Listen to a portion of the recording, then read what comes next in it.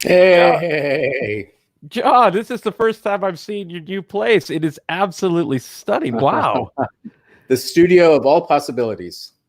I love it. I can't wait to see it in person. In Yeah, fact, I'm going to be in the Bay Area in the next couple of weeks, so maybe I can stop by and say hello. definitely. We'll do a little social distance powwow. And, the great thing about this place is there's so many practical locations for doing live streaming. There's the piano side, there's a It looks stand-up like it. studio area. There's all kinds of interesting opportunities here. So Wow. can't wait for you to see Incredible. it. Incredible. Well, it's a pleasure, as always, to see you every week. It's the highlight of my week. I would love to just introduce everybody to the show. Welcome to Intersections. It's your weekly conversational jam session that dives deep into the intersections among technology, innovation, culture, and ideas. Each week, we feature incredible personalities, friends, people that we admire, mentors, and we bring together worldviews in the greater service of understanding and unlearning. I'd love to introduce my co-host, John Kao. The Economist has called him Mr. Creativity. He's also been called a serial innovator. He chairs the Institute for Large-Scale Innovation. He is also a Tony-nominated producer of film and stage, an incredible pianist and musician, as you could tell with that grand piano in the background. And he wrote the best-selling Jamming, The Art and Discipline of Business Creativity. Plus, he's just an all-around amazing human being. John, welcome. Thank you, Brian. As I mentioned, I'm going to be a little bit, attenuated today because I just had a little surgery on Monday. But I'll bring the spirit into today, and I couldn't ask for a better partner in this enterprise. Brian is the multifaceted domain leader, pioneer to really stitch digital and marketing and social together before people really realize the potential of all of those things. Best-selling author, keynote speaker, and global innovation evangelist for Salesforce, and quadruple threat all around. So that's why we're compatible. Thanks, John, for that intro. And welcome, everybody. Let us know where you're tuning in from. Say hello. Don't forget to ask questions or share your observation. We'll bring those on screen. We have a newsletter that we're going to be kicking off as well. And we also launched a new website that I'll put into the chat section, intersectionslive.com, where you can watch not only the show live, but you can also explore past episodes as well. I was toying around with the site just last night and reliving some of those past conversations. So let's just jump into it because we have three incredible guests today. Up first is actually someone I'm proud to call a friend, Joe Pine. He is the author of The Experience Economy. And you can't even just call him the author of this. He is the creator of the movement. Joe, welcome to Intersections. How are you doing, my friend? I'm doing well, Brian. It's nice to see you again, even if it's remotely, because it's been a year or two, I think.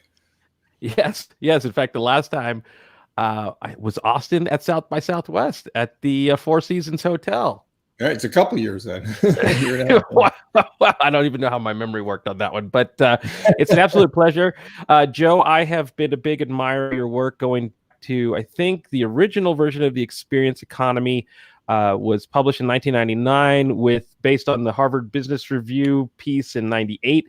Your work inspired a couple of my books, What's the Future of Business, WTF, and then The Experience When Business Meets Design.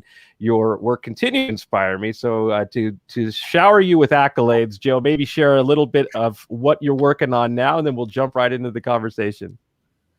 Well, I'm always working on a number of different things. We did just re-release The Experience Economy in hardcover so it's the third release of it with a new preview and subtitle on competing for customer time, attention, and money. Right, those are the currencies of today's experience economy.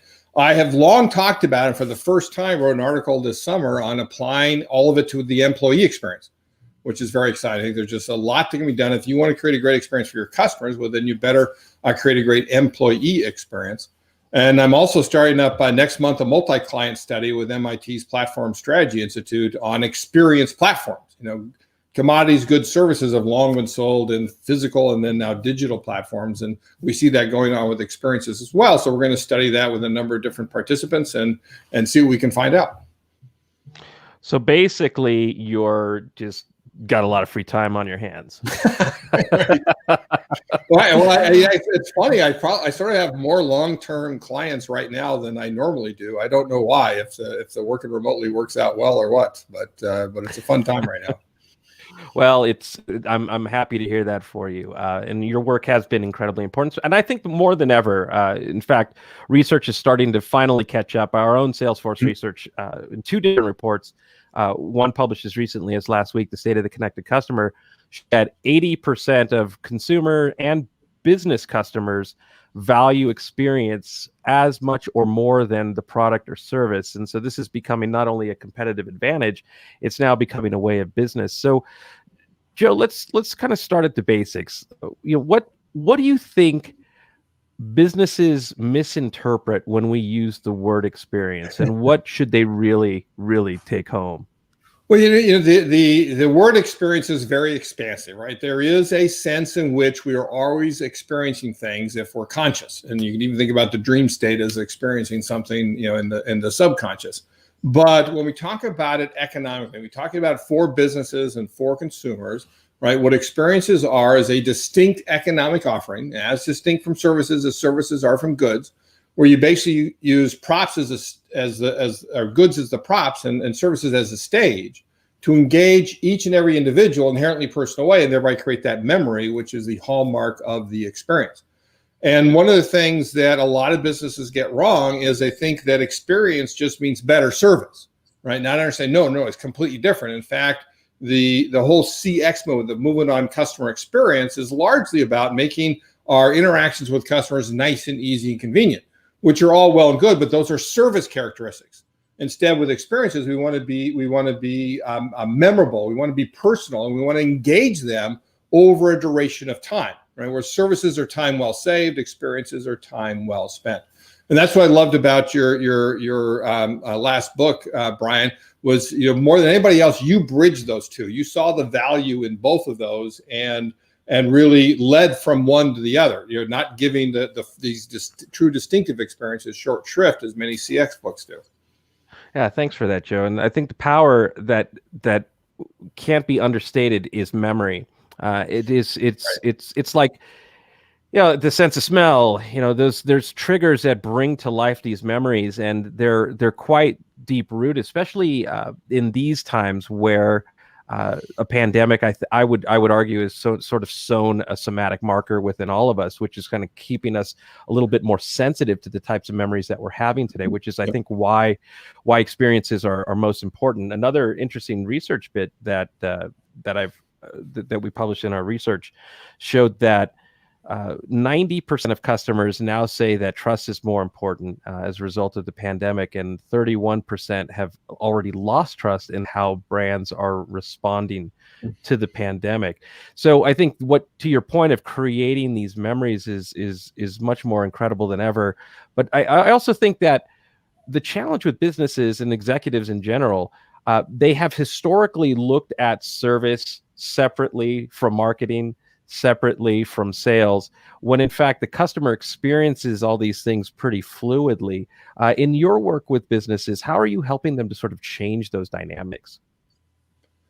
Well, it's I always tell companies that you need to understand, what business are you really in, and decide. You have to sort of decide that you're in the experience business, that it's not just services plus, that you embed your goods, if you're a manufacturer, your services, into an overarching experience that really does engage. Again, keyword is engage, and create that memory. Because if you hadn't created memory, then you haven't created a distinctive experience.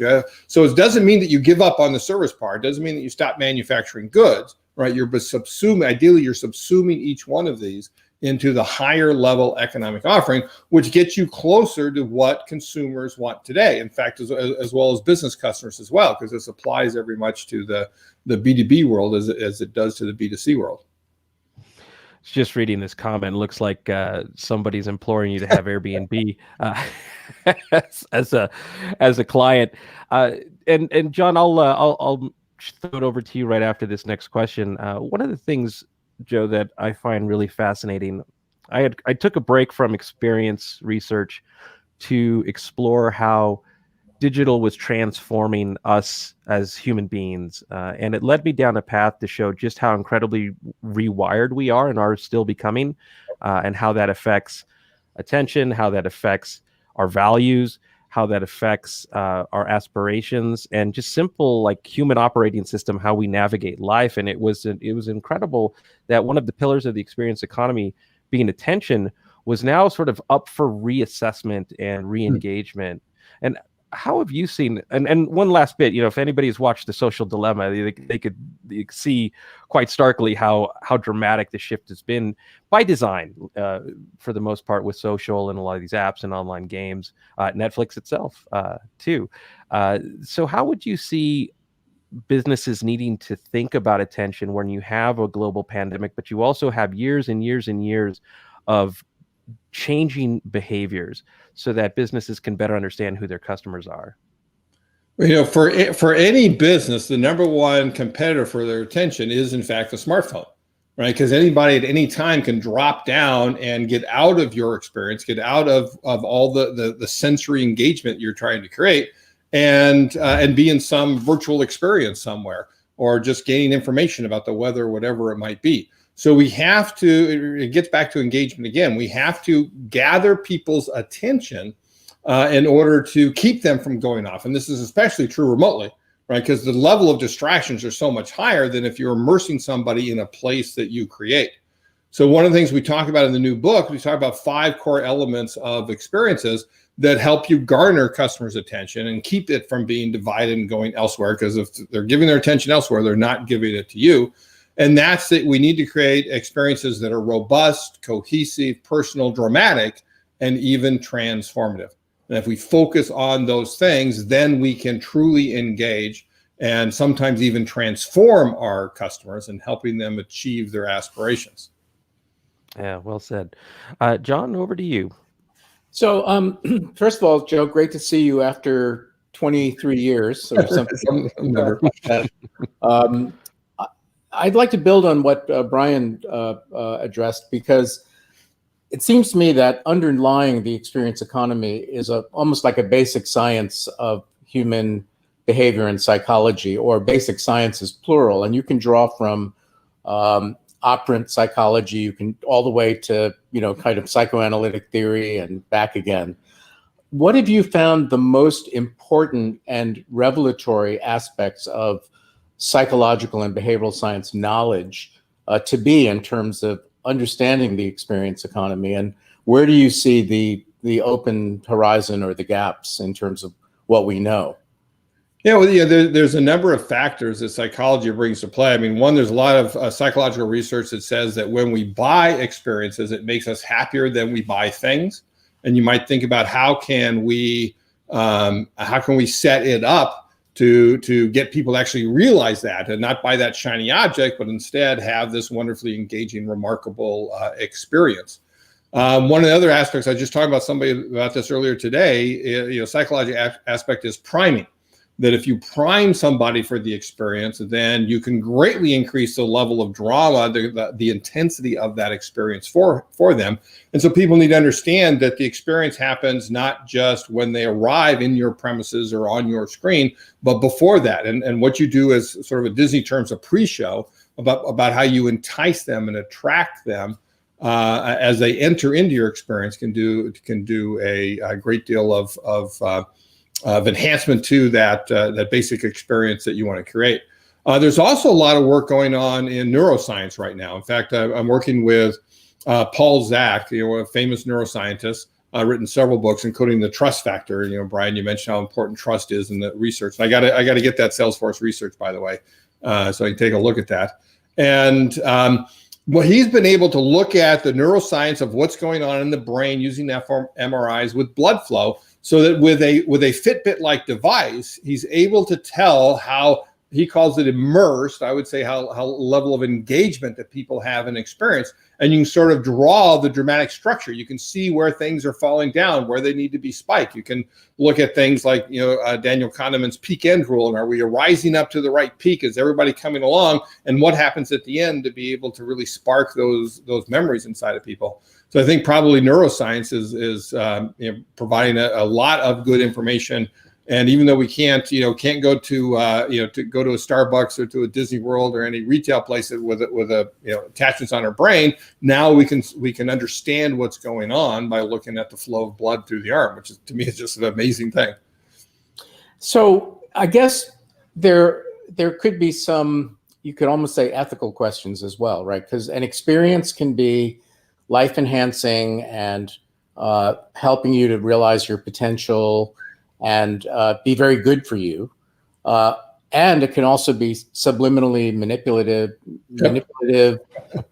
which the social dilemma was all about, in terms of the engineering of the structure of the digital experience, so that you become addicted without even knowing it. And we see this also in the news, quote, news, unquote, and the alternative realities that are presented for commercial gain. And we want the maximum number of eyeballs, because that equates to the maximum amount of revenue, which is the capitalist impulse, but it doesn't necessarily make the world a better place. Right. I don't know that, ethics is a part of your remit in terms of having expanded this field, but I'd be really curious to hear what your thoughts are about that. No, I think that's exactly right. I mean, I think one of the things we wrote back in 1999 is, in the original edition, is that all businesses all commerce is moral. Is that anytime you extract a resource out of the earth, even to sell it as a commodity, you are making a moral choice. And the same goes with goods, services, experiences, and transformations, as we call it, the fifth and final economic offering, where you're using those experiences to change people. And as even though that sentence recognizes, the higher you get up this progression of economic value, the more the moral imperative comes into play. That commodities, goods, services exist outside of us, but experiences and transformations exist inside of us. It's our reaction to the events. Much more intimate. Exactly, it's more intimate, and the intimate doesn't even. I don't know, is probably not even a strong enough word. It's so individual, right? It's inside of us. And that's where making a moral decision, of what we do and how we treat people, because, as the saying goes, we're all the product of our experiences. We only ever change through our experiences.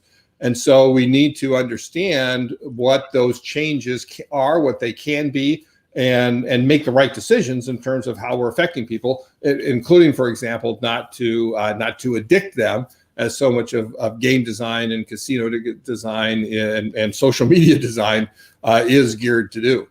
Yeah, you could argue that there's an opportunity to have people progress on the developmental pathways that they're headed into, as opposed to being manipulated because they're in this one kind of demographic slice, which has certain, psychosocial issues that if you tweak them a certain way, you're going to get more revenue, because more people are going to head to door number one as opposed to door number two. We're almost out of time, so I'm going to flip it back to Brian in just a second. But just quick question: has anybody sized the experience versus the service versus the product economies in gross terms? Yeah, we have. We've got some data in the book. We haven't updated it for this new edition. It's something that I want to do. But if you take experiences and transformations together, they're definitely the dominant economic offering.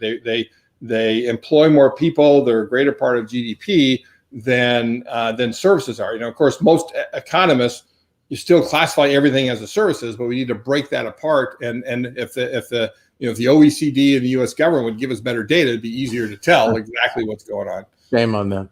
Yeah. Okay, thanks very much, Joe. Back to you, Brian.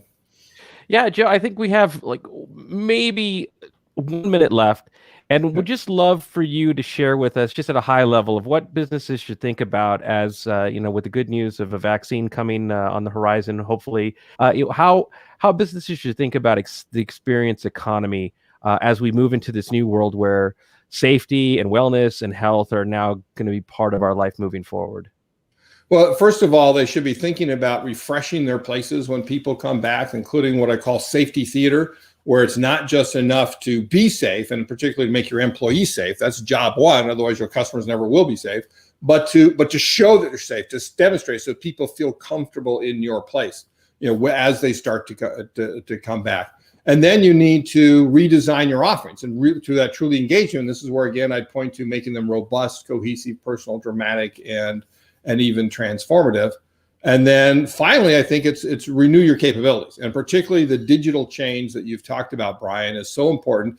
You know, we sort of had this shift in the future, you know, that we've gained at least 5 years in the shift to digital, because people who've never done things digitally, ordering online, that sort of thing, are now doing it all the time. People who've done it before are now, basically taking it as a way of life. If we want to track them back to physical places, I'm thinking particular retailers here, but anybody with a physical place, we've got to give them a reason to come. We've got to give them a reason that they don't just go online and order things like they've been doing it for the last 7-8 months. And that means we need to stage an experience for them. It's the only way reason that people will go into any physical place, particularly now that they know the potential dangers of it. Yeah, well said. Well, Joe, it's always a pleasure to see you, and we have to make this a more regular engagement, and I'll also follow up with those links for you. So thank you so much for joining us, Joe, and we wish you well. All right. Thanks, Brian. John. Great to see you. Take care. Wow. Well, what a fascinating conversation. Yeah. And our next guest has been on the show before. She is our first repeat. Yeah. I don't even know how to say this without just gushing. She is my colleague at Salesforce, Karen Mangia. She is also the author of 2 books within the last months, Working from Home, Making the New Normal Work for You, and her new book, Listen Up, How to Tune In to Customers and Turn Down the Noise. Officially, she's the Vice President of Customer and Market Insights at Salesforce. She's now has the title of publishing 2 books within the span of a few months. Karen, welcome back to Intersections. Thanks so much. It's great to be here. I mean, it was getting kind of lonely in my home office, so I like it when I get to see people and we get to have interaction. That's what I love about this show. I was telling a joke the other day about I tried to be creative, but I got stuck on Zooms all day. It's certainly a new world. One of the things that I love about where we are today is the last time we were talking about working from home and the importance of newfound employee experience. Now we have a new book that sort of stitches together the relationship between EX and customer experience. And also our colleague Tiffany Bova recently published some research in conjunction with Forbes that documented the relationship between EX and CX can lead to business growth, which is, these are all fascinating times. So maybe a good place to start, Karen, is sharing with us the details of Listen Up. I started to think about the 3 most powerful words in leadership. I hear you. And I think, every day our customers are communicating with us, and how are we able to hear what they're really saying? And it took me back to my start in sales, which is possibly the least glamorous entrance into a career change ever documented. So I was working at a big tech company at the time doing project management, and my boss called me into his office at the end of the day. And I had that feeling. Do you remember like the being called to the principal's office where you're like, I don't know what I've done wrong, but I'm certain I'm in trouble. So I'm sitting in there trying to be like, I'm calm, right? So I'm pretty early in my career at this point. And when he comes in, he looks at me and he says, Don is retiring. And I thought, who is Don? And what does this have to do with me? Probably what you're thinking right now.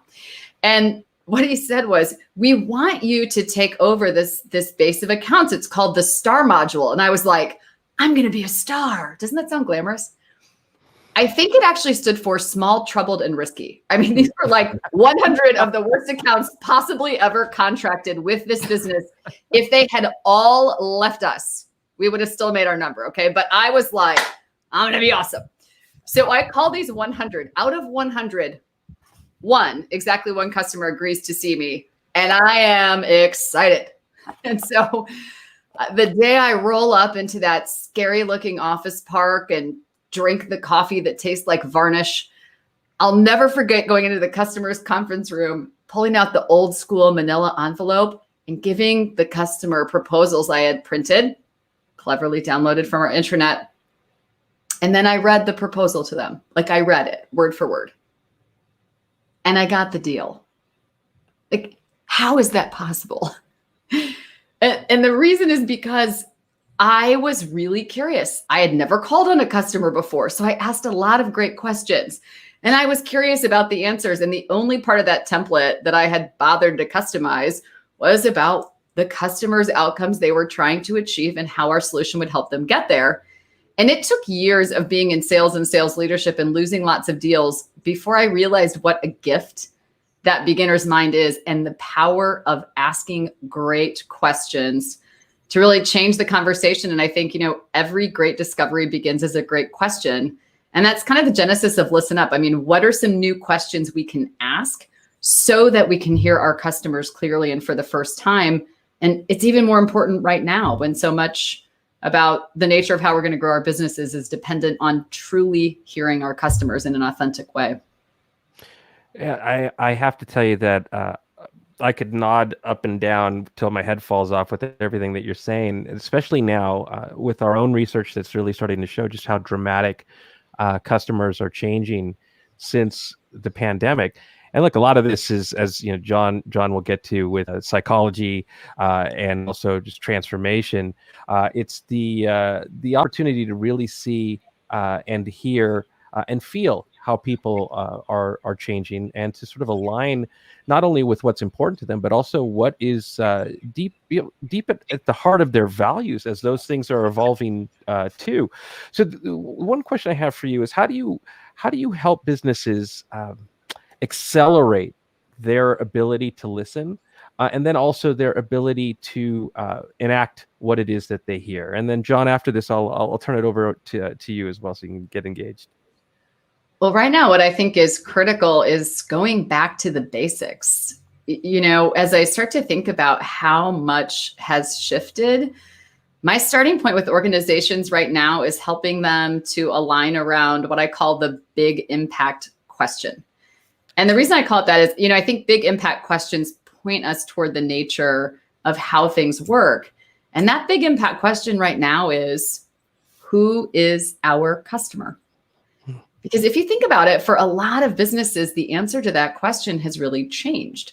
And when I'm spending time with organizations, big and small, some are shifting from it's the end user customer to someone else in the value chain, like a partner or distributor, right? For some, they might be clear on who their customer is now. And so they're asking, who could our customer be now? But the reality is the starting point is because so much has shifted, companies who spent a lot might be spending a little. The nature of that has shifted. So getting really clear on who you're serving is critical, and it's changing for lots of organizations.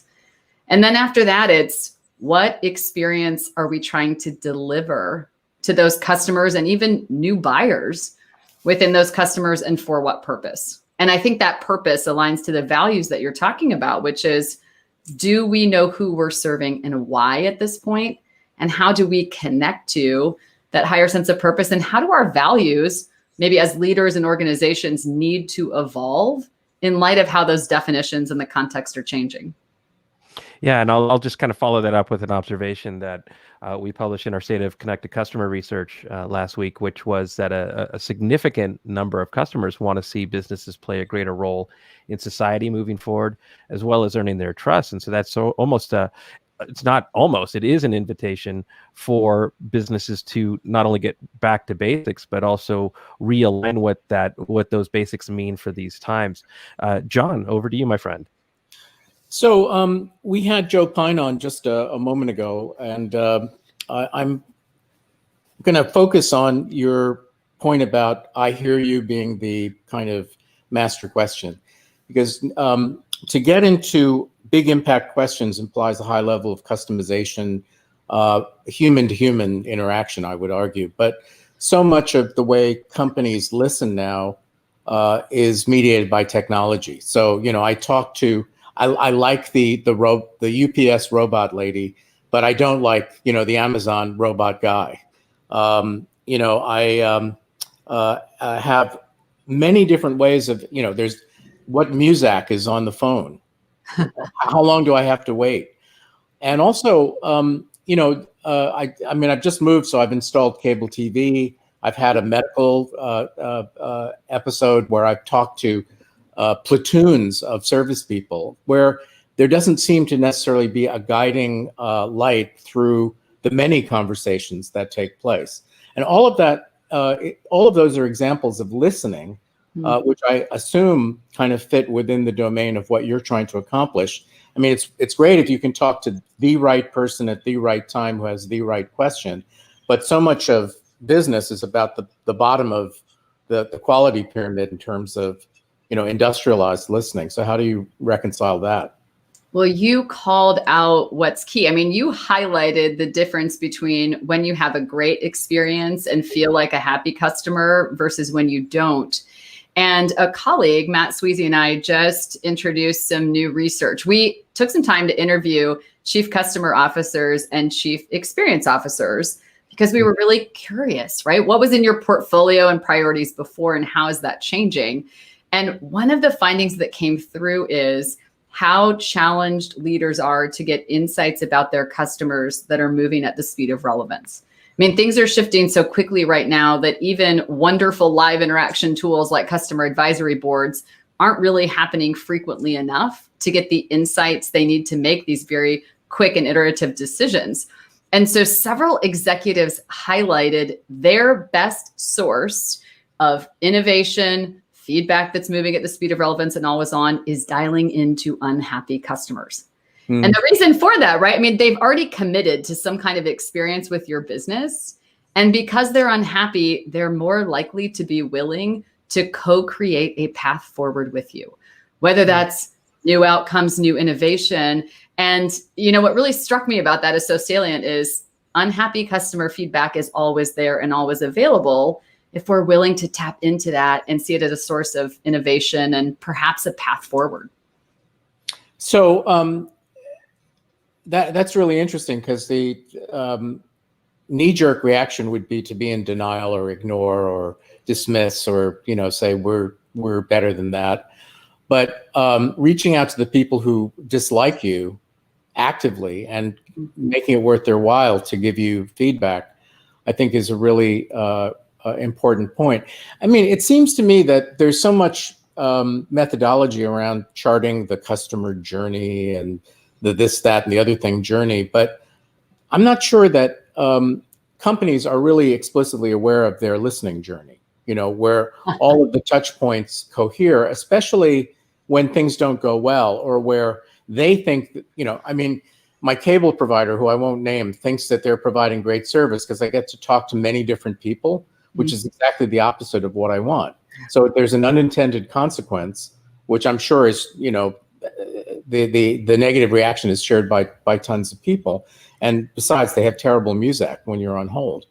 So I would think there's a whole practice area in mapping the listening arc, so to speak, and all of its different branches, and then figuring out in real time how to make it more efficient, or how, like a self-healing network, to kind of make adjustments and to get user feedback in real time. Like, I'm not getting what I want, give me something different. Well, I'm spending lots of time in virtual boardrooms and back rooms right now talking about this, because so many organizations are saying, okay, listen, I've had to force my customer into some kind of digital journey, for example, that I know they don't want. And let's take healthcare as an example. I was working with a large health insurance organization, and they said to me candidly, I mean, a lot of the people that we would be listening to would prefer to see their physician in person. And for a lot of them, that's not an option. And so what does success look like when we know we forced you into a journey that makes you feel trapped and that you don't want to have? I mean, does Net Promoter Score or customer effort score or customer sat score really tell me what I need to know? And by the way, in that transformed journey, in that new path that we're moving you through, do I need to listen at different points? Do I need to listen for something different? And so I think within that is really a permission for organizations to pause and reset on, if you're clear on who your customer is now, it's what's that customer experience journey now, and where do you need to go to get the feedback to inform what success or even customer expectations look like at any point along that continuum. Yeah, I mean, there's a word that hasn't come up in our conversation yet, which is conversation. right? So you listen, but then the customer may want to speak, and the provider may want to speak, and there may need to be a conversation. So mindful of the time, I'm going to toss back to Brian. But thank you very much. Most interesting. Well, as we wait for the arrival of our next guest, I do have a couple more things I'd love to run by you, Karen. Sure. One is I love the research that you and Matthew Sweezy are working on, and reminded me of something that I need to revisit from a few years ago, which is a paper I wrote on the concept of introducing a new metric, which was shared experience value, and it was inspired by NPS. But also around what Joe was talking about earlier, which is this idea of experiences becoming memories. And memories, they have a unique value to them, is that they're usually expressed, whether they're good or whether they're bad, and that we could capture what those shared expressions would look like, with an emphasis on the voice of the detractor beyond just the voice of the customer, and attaching a score to the detractor as well, so that we could light a fire underneath executives to want to do something. And if you could leave us with recommendations or advice of lighting that fire to get executives to listen, to get executives to walk in the shoes of their customers and to be part of that conversation, what would you share with them? Stories before statistics. And here's why I say that.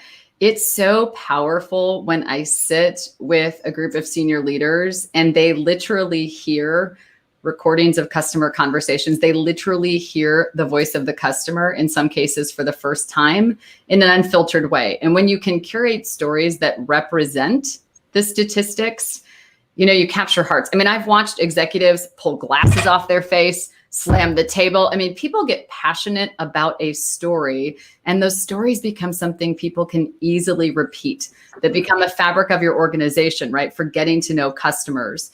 And so how can you literally make that voice available? How can you literally give your customers a voice in that boardroom and help them to be heard? And I think it's one of the most powerful tools we have that's often underutilized. I mean, there's something that activates for all of us from an empathy perspective when we hear someone in pain or having an experience that's different than what we had hoped or might have expected. So I think it just activates a different kind of passion and action.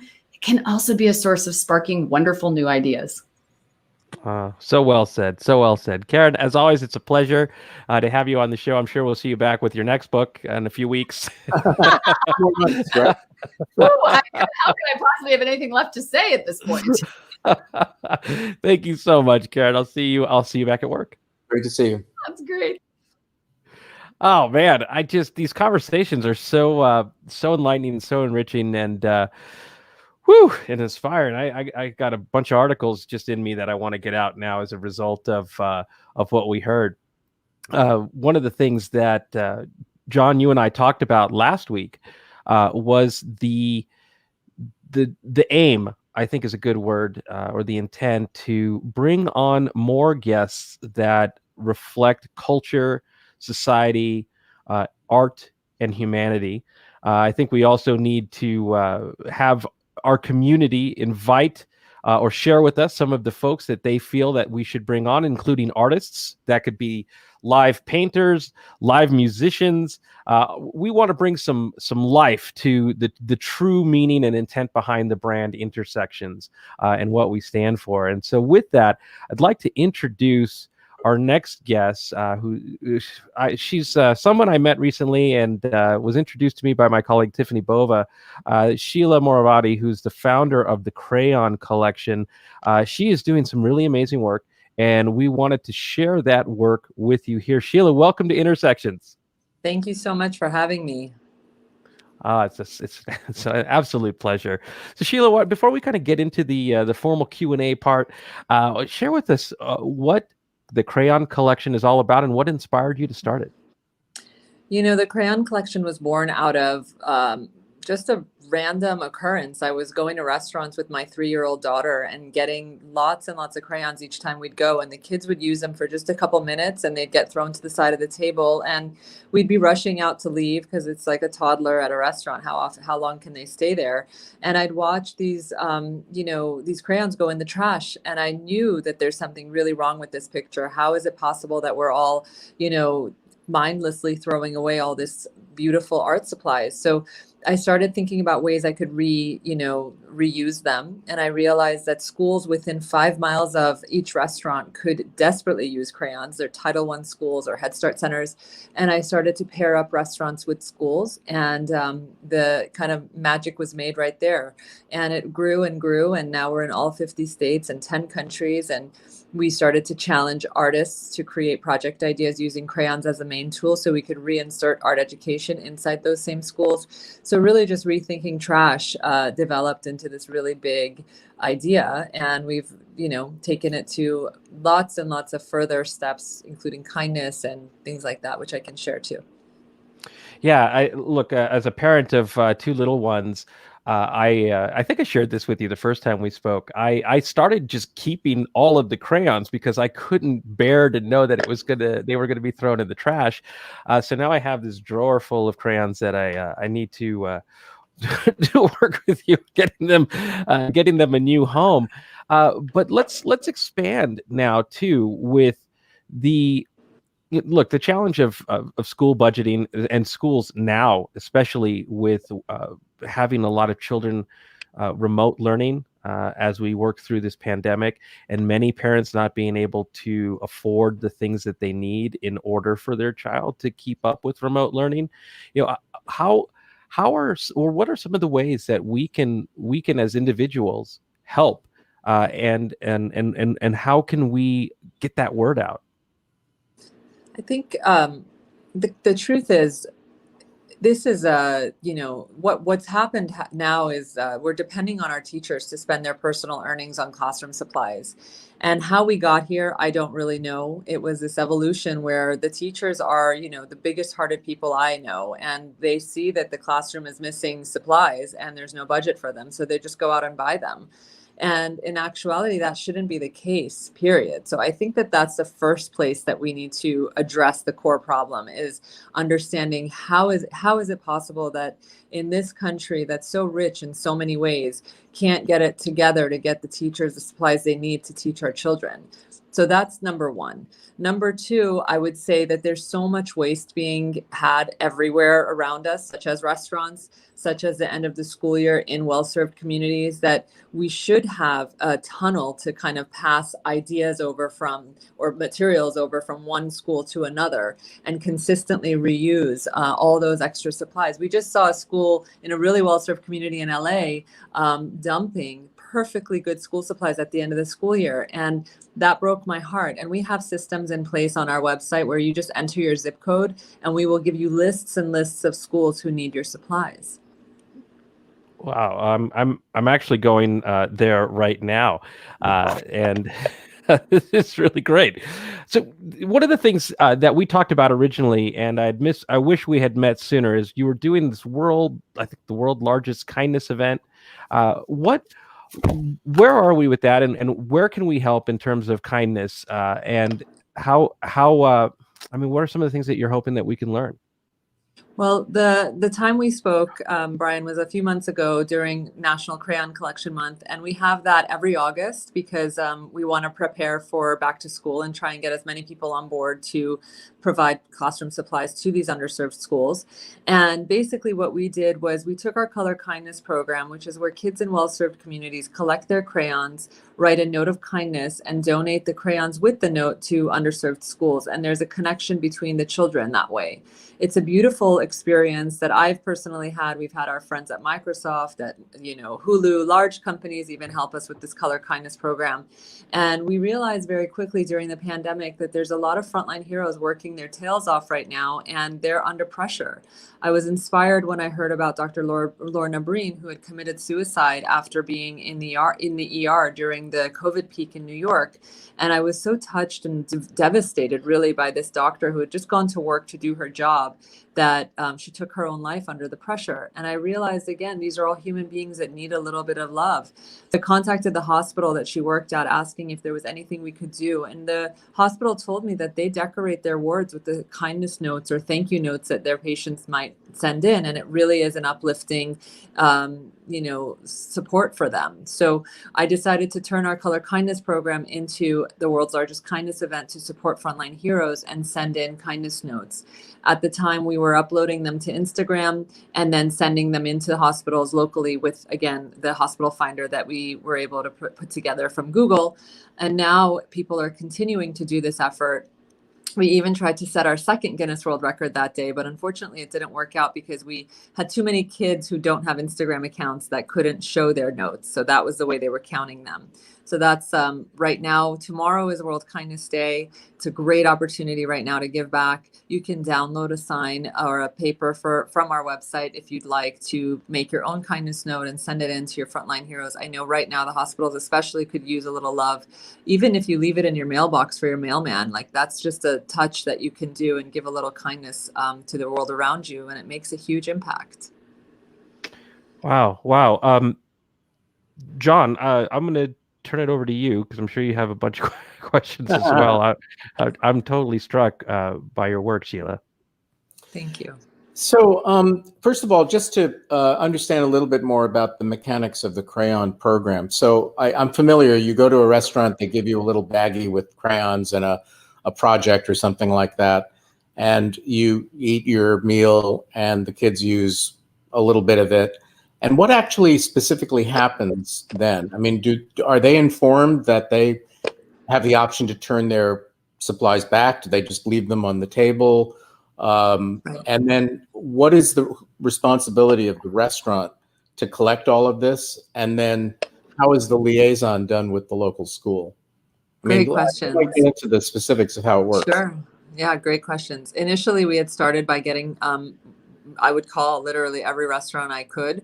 I started working with like every Denny's I could think of and every single California pizza kitchen, like going down the list essentially and asking the restaurants to collect the crayons diners leave behind. And then the second call I would make once I had them on board was finding the school to pick up once per month and then writing an email to connect these two. Now we've evolved a lot since then. And luckily we have partners like Penguin Random House who have provided us with 3,000 brand new boxes with their kid their kid books called The Day the Crayons Quit. All the characters are on there. They've given us all that branding and assets so that schools and restaurants can participate and donate their crayons within that box. This way the kids are activated and motivated to kind of take charge too. Because really, what are we doing when we're teaching our kids, oh yeah, you get to use a brand new crayon for 15 minutes and then throw it in the trash? Like, where is the lesson in that? And how is that possible for kids to really think like, this is my norm, this is my reality? So we wanted the kids to participate. The wrong lesson. There is a lesson. If there is a lesson, but it's the wrong lesson. Exactly. So what are we teaching them this way? It's not right. So sure enough, we started to get those boxes into participating restaurants, and that way the children can put their crayons in the box. And then once again, my team pairs up restaurants with schools. And once the box is full, the restaurant notifies the school, come by and pick them up. And remember, this is their neighborhood school. So it's not as hard as you'd think, because many times a restaurant employee have kids going to that school or something. So it becomes a community effort that really, that's why it's been able to grow so big, because people want to help their own community that way.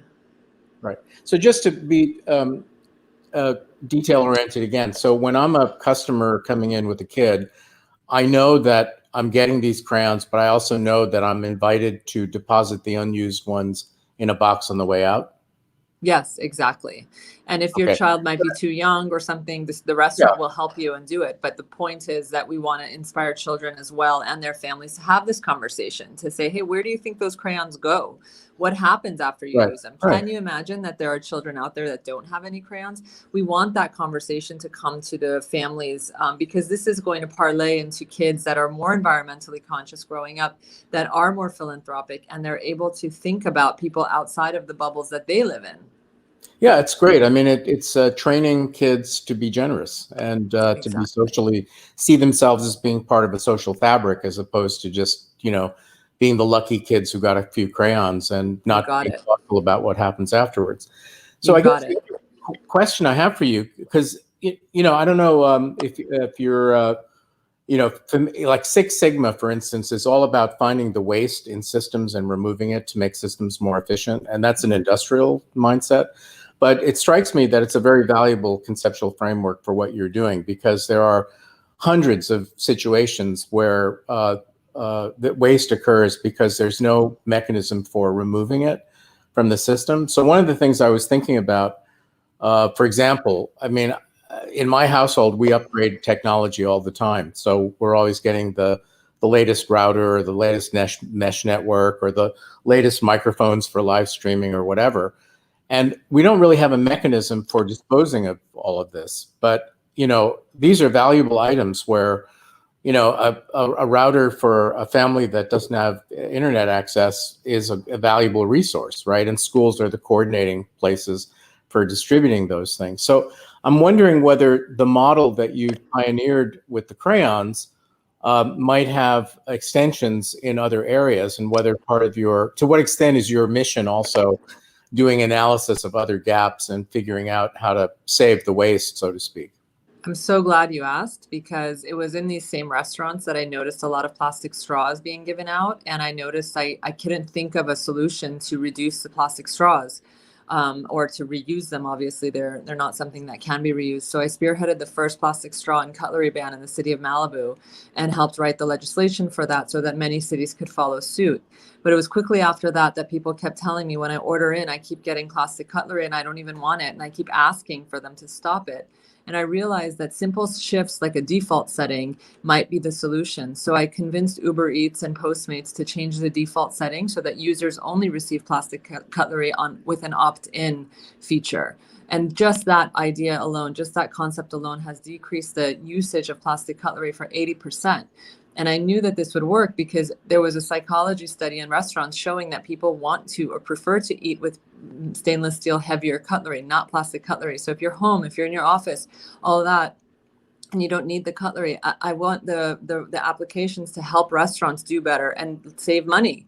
So right now we're still fighting that fight. It is under my second organization called Habits of Waste. It's actually an arm of Crayon Collection, because we expanded our reach for wastefulness outside just crayons, and it became more about plastics and many other behaviors that we can all shift and change. So cutout cutlery is in effect, because DoorDash and Grubhub, if you're out there listening, Grubhub and DoorDash, we need you to come on board, because the truth is, until the default setting is the same on all these food delivery applications, there will be many errors by the restaurants because they're filling orders quickly, yet we need to communicate better with the users. So that's just one example of many things that I've been able to kind of come up with, systemic changes to stop wastefulness. Yeah, so it sounds like the restaurants are your sweet spot right now, because they're the locus of a lot of the waste, and also the home delivery services and so on. I'm wondering whether there's a complementary and alternative mechanism for, almost like an eBay for generosity, where if you have a $100 piece of equipment that you don't need anymore that's relevant for a school, that you can post it, and then there can be some efficient way to send it. So, because the obstacle is always packing something and sending it in UPS and so forth and so on. Well, I definitely invite you to check out our school finder. That's the first place I would say. And secondly, there's Nextdoor in my neighborhood, which is kind of like a community chat where everybody kind of talks about the things that are happening. And maybe someone would want to take something that you have and just come pick it up locally. The goal is to keep it all local as possible, at least, because then you don't have to, have all that shipping and all that stuff. And so, yeah, and definitely, I really believe that it starts with us. The individual behavior needs to change in order for this planet to heal and have a bunch of more, willing participants to do what you're doing and to share the example. Absolutely. Yeah. In fact, I want to make sure that with the time we have left, Sheila, if you could just throw out a couple of URLs, and I'll type them into the community here. Yeah. Well, firstly, it's crayoncollection.org. That's mine, my first organization. Then habitsofwaste.org. Those are my two organizations. And then the School Finder, we link up to USA.org where you can enter your zip code and find the schools. And then the Head Start Locator is also a really great resource. Again, that's linked through my site. I don't want to give you the wrong URL on that one off the top of my head because it is quite long, that one. But those are some good places to start, I would say. There's a lot of resources that I think you can definitely contribute. Craigslist, you could even put stuff out for free and people will take it. Yes. I'm a big proponent of that capability. Well, Sheila, thank you not only for being on our show, but just thank you for what you're doing. It is so helpful and so impactful, and I'm hoping that John and I can help spread awareness, especially around some of the bigger business partners that can help you scale. So thank you, Sheila. I appreciate that. We can use all the help we can get. So yeah, please jump in, everybody. Whoever wants to participate, we're here and we want to hear from you. Kudos. Thanks. Kudos. Yeah. Thank you. Well, John, another week. I got to tell you, another great show. Always leave inspired. I definitely want to send a shout out to Gregarious, who's the producer behind the scenes. We're going to actually feature him on a guest when he's back from his honeymoon, so we can talk about his new startup and how his new startup is going to be part of the Intersections community and how brands can learn from Gregarious's work, how to build better communities through his platform. I also want to say thank you to Leslie Evers, the lovely Leslie Evers, who's always creating these graphic recordings that I use back as reference notes, but also just incredibly talented artist. And also make posted on our website. So yes, intersectionslive.com. And also check out leslieevers.com as well, and take a look at all of her amazing creations in the fashion world. And to everyone who joined in this week, thank you for sharing where you're tuning in from. Thank you for tuning in from all over the world. And also thank you for sharing your comments, questions, and observations. Again, if you have recommendations for guests, intellectuals, academics, authors, artists, please share with us, and make sure to join us every week, Thursdays at 10:30 a.m. And we will have some special shows to accommodate the holidays. So thank you, everyone. Be well.